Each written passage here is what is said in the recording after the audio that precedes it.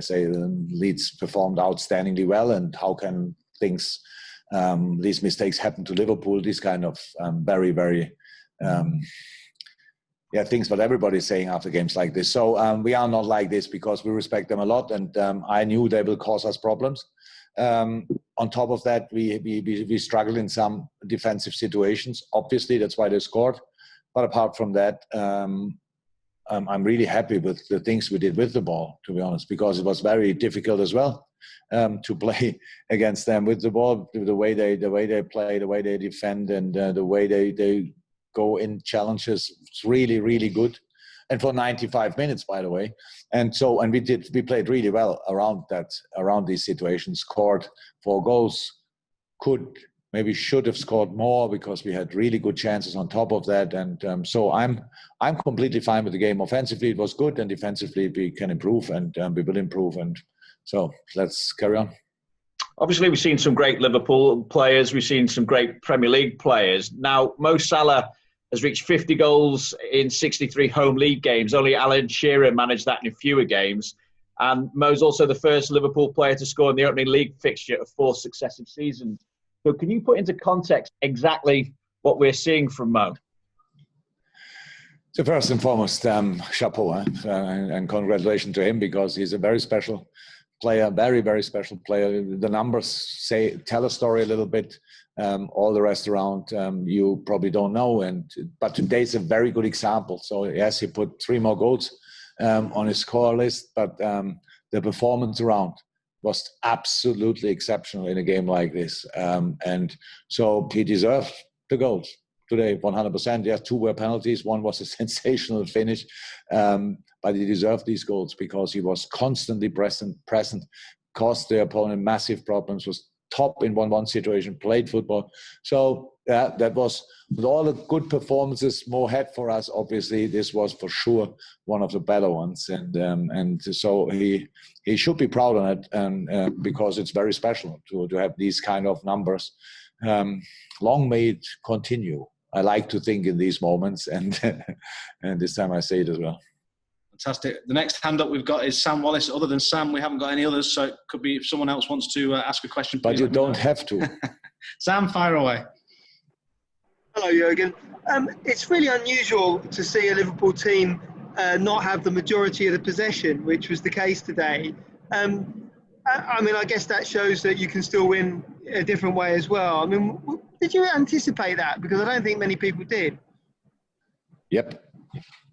Really? Yeah, I expected that, to be honest, because they play. The build-up is with a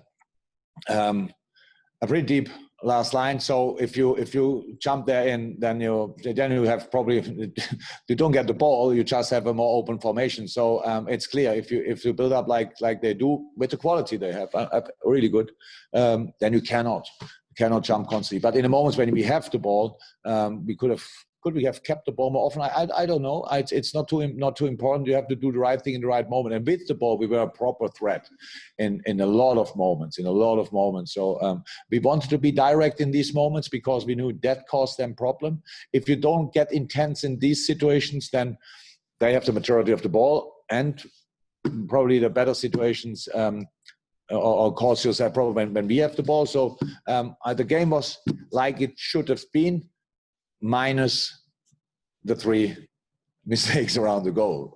So apart from that, it was exactly like it should be. We cannot just press them in their own box then always, because that's where they play out. That's not possible. Other teams do in a similar way. So you need a compact formation. In our situation, you need a 4-5-1. You need both wingers 100% involved in defending. Both did that. That helped a lot. So I'm fine with that. Terrific. Okay. Baron Cross is next. And by the looks of it, it's the last question, unless someone wants to raise their hand. Why you say that always? You have to say that. It's good manners. Baron, get me out of a hole here, please. Jurgen, how much damage do you expect Leeds are going to do in the Premier League this season? They traded you blow for blow today.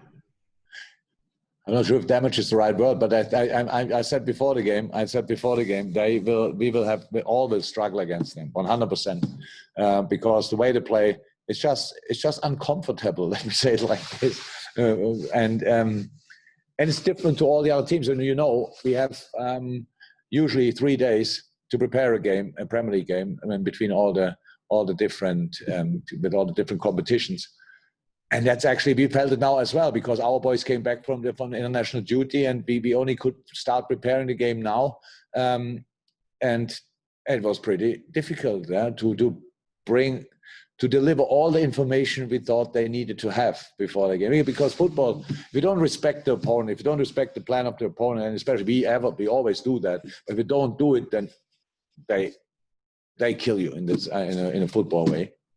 And I liked a lot the attitude of my team today, really, because I think a lot of people would have thought, Liverpool, we will see what they do. Leeds, after 16, is the first time in the Premier League again, and Liverpool became champion. Let's see how they are now. Is it still the fighting unit or whatever? And I have to say, they just don't stop. I like it. I really like it, and so that's okay. We know we have to improve. We will work on that, but a lot of things were already really good. Okay, and final question is John Murray from the BBC, and this is the final question. Hi, Jurgen. So is that why you struggled defensively today, or is there more to it than that? Sorry, again? So is that why you struggled defensively today, or is there more to it than that? Oh, I didn't really see us struggling defensively. It's just the way they play. You cannot defend it 100% all the time. But the goals we conceded, the first goal, both fullbacks were deeper than the centre halves. That should never happen in football, actually, and it happened. And so, but then you still need an opponent who used this situation. They did that. The second goal, I think, was a misunderstanding between Virgil and Ali. So things that can happen, should not, but can happen. And I don't think we will see these situations very often when these two boys are not exactly clear what the other one is doing. And the third one, we changed Hendo, I think, a minute before or so, or not long before. So they came through. It was a throw-in where our formation was moving, and we didn't close one gap. And to use a situation like that, you need the game plan of and the bravery of Leeds in this situation. I don't know now who was the goal scorer, but I don't think it was a striker. So if I'm right, he just showed up there, got the ball, and finished it really brilliantly off. And we let them run. That's true. The two midfielders could have done differently. The gap between Virgil and Joe was big as well. So that's defending. But if you it's not an excuse, or it's just an explanation. Maybe I don't have to give explanations, but the last line played for England, Holland, and Scotland 4 days ago or whatever. So, and all top teams, but different ways of defending. And it can happen, and if all the things are not really settled, which we are in the early stages of the preseason. I know people say they played 500 games together, but defending is not like riding a bike.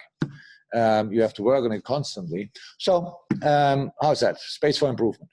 All good. Thank you, John. Thank you, guys. Thank you for your patience. See you. Bye-bye. Okay, bye-bye.